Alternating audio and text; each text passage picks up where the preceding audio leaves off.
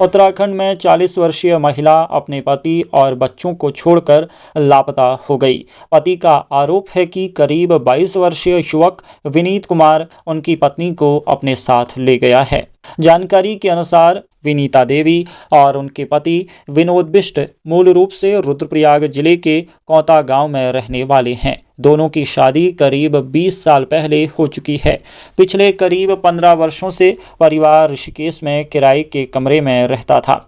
विनोद बिष्ट और विनीता देवी के 6 बच्चे हैं, जिनमें 5 बेटियां और सबसे छोटा बेटा है। परिवार के मुताबिक विनीता घर से अकेले बहुत कम बाहर निकलती थी। ऐसे में उनके अचानक लापता होने से परिवार बेहद चिंतित है।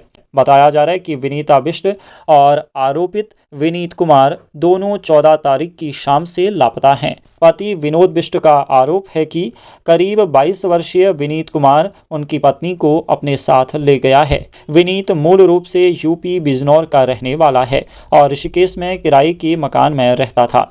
परिजनों के अनुसार विनीता पिछले कुछ समय से अस्वस्थ चल रही थी। परिवार ने उनका इलाज कराया और इलाज में करीब 85,000 रुपये के खर्च होने की बात कही गई।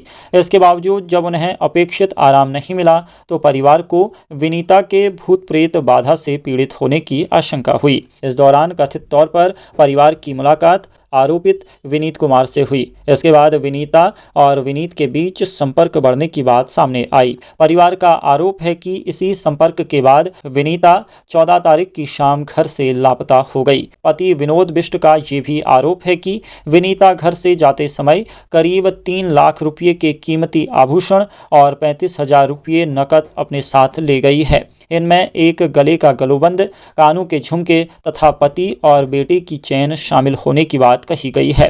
विनोद बिष्ट का कहना है कि उनकी पत्नी 6 बच्चों और परिवार को छोड़कर इस तरह नहीं रह सकती। उनका दावा है कि विनीता को किसी तरह बहकाया या जाल में फंसाकर अपने साथ ले जाया गया है। इसी आधार पर उन्होंने मामले में युवक की भूमिका को लेकर गंभीर सवाल उठाए हैं।